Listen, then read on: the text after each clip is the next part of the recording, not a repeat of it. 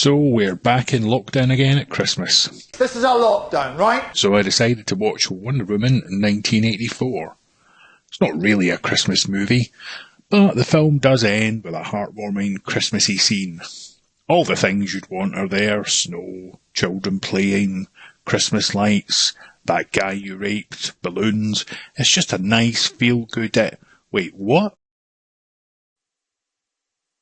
Yeah, Wonder Woman 1984. I didn't like it. Why? I don't know. Misogyny, probably. Or patriarchy. Or white privilege. Or maybe it just wasn't very good. Let's have a talk about it and try and figure it out. I thought the original Wonder Woman was okay. I mean, it was probably the best of the DC movies up to that point, but that was a really low bar. Really, really low. Save Martha! If it was on TV on a wet Tuesday night, I might watch it. If Wonder Woman 1984 was on TV on a wet Tuesday night, I'd stab myself in the eyes with a fork. Jesus Christ! Or watch The Last Jedi.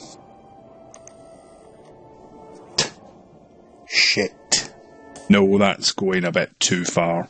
Wonder Woman 84 isn't Last Jedi bad, just instantly forgettable. So what happened in it? Well, I just said I'd instantly forgot. Aren't you listening? Nah, it's okay, I've made notes.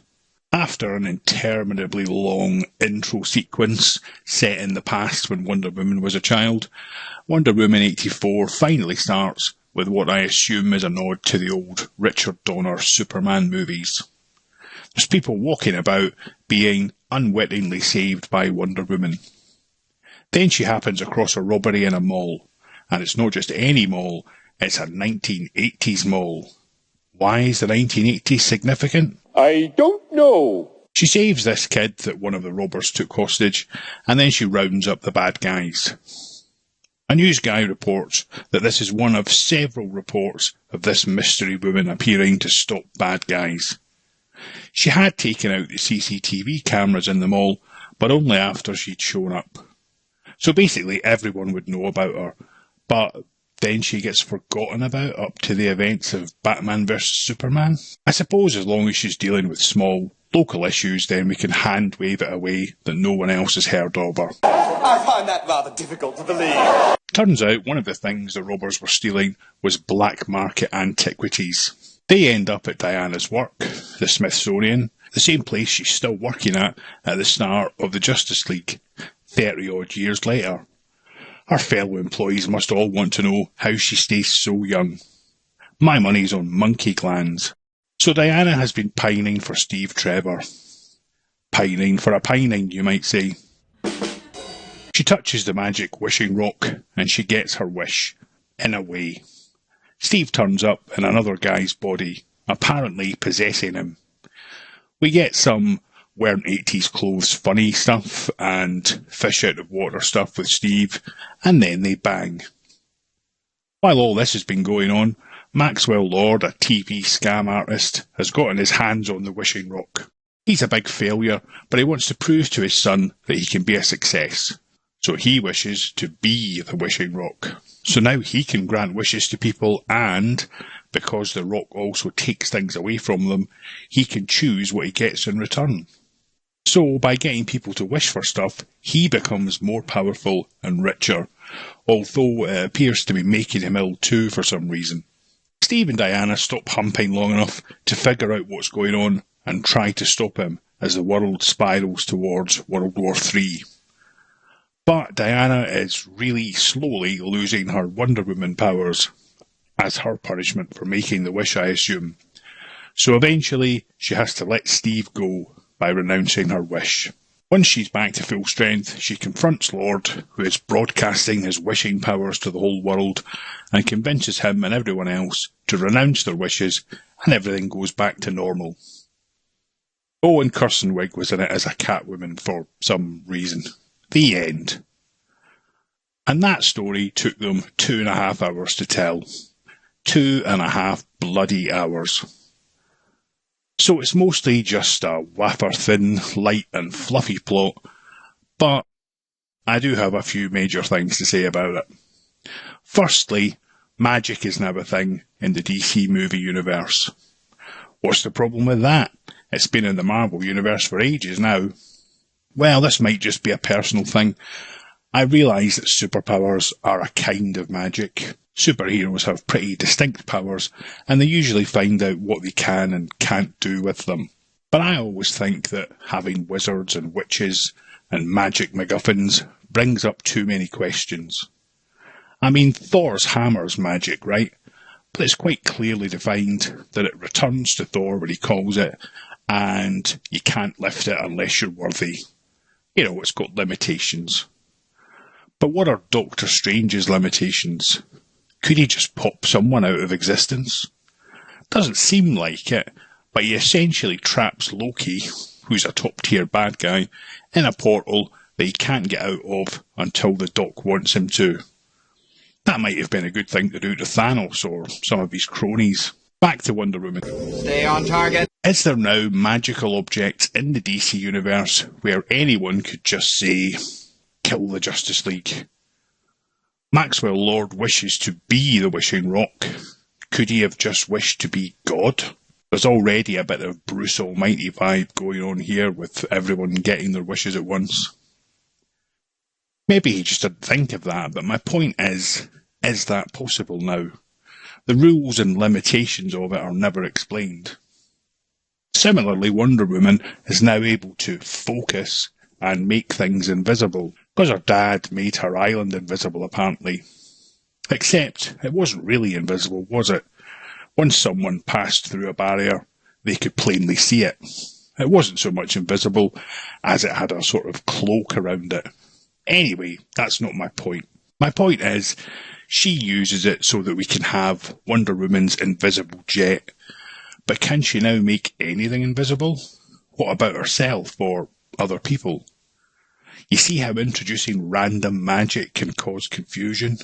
My other issue is obviously with the time frame of the movie. This was a major global event in the 1980s, with Wonder Woman talking to the whole world about how they should renounce their wishes because the world's already great or something. Nukes were flying at that point, people were dying, there was chaos across the globe. Sorry, flat earthers. And this all happened in 1984, so wouldn't the whole world know about her? Her shushing a few kids throughout the movie doesn't really cover that up. If everything snapped back to before the Rock was discovered, then it wasn't well explained, and it certainly didn't seem that way. Similarly, if there was a mind wipe thing going on, I never saw it. 1984 would be looked back on with about as much awe as 2020 will be because of the coup. Remember that time when the whole world was nearly destroyed and everyone's wishes were coming true? Apparently not. There are some good things, I suppose. Gal Gadot looks fantastic as Wonder Woman, as ever. She's not the greatest actress around, but I suppose Judi Dench wouldn't have looked so good in the outfit. Hans Zimmer's score is always good. Pedro Pascal and Chris Pine do pretty well in their roles. That's about it, really. The CGI is pretty ropey in places, almost like it was about 20 years out of date. Most of the men are portrayed as just perving after Wonder Woman, which isn't that far-fetched, really. Not as far-fetched as her being alone for 60-odd years. There are some emotional scenes, and I may be a hard-hearted old cynic, but even this Bampot went all Kevin Smith at the scene where Wonder Woman has to let Steve die again to get her powers back. No, it's not because I was emotionally invested, it was because I looked at the time and I knew there was about 40 minutes more of this guff to go. And that's probably the biggest negative of this movie for me. It's just way too long. And the story's too flimsy to warrant that length. I haven't even mentioned Kirsten Wiig's role. She's a clumsy, awkward stereotype, a role that Wiig gets a lot. She wishes to be like Diana and inadvertently gets her powers, becomes bad, and turns into a cheetah lady for some reason. She fights Wonder Woman a couple of times. Her role has got nothing to do with the plot. Take her out completely, and you've shaved the runtime down to under 2 hours, and you've lost nothing plot-wise. Or you could have her in it as just a colleague of Wonder Woman, maybe a bit jealous of her, and then at the very end, she finds another magic rock in the shape of a cheetah, and she says, "Oh, what's this?" And then it ends, setting up Wonder Woman 3.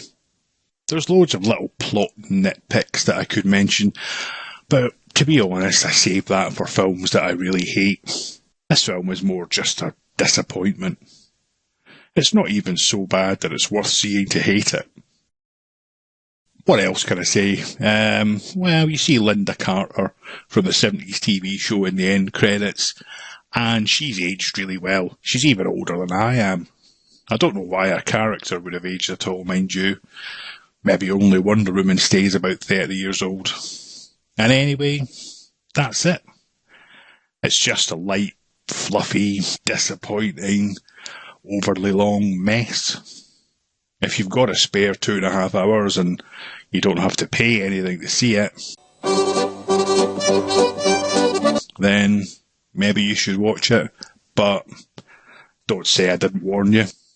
As usual, like, share, subscribe, ring the bell, save the biscuit, the usual stuff. I'll see you later.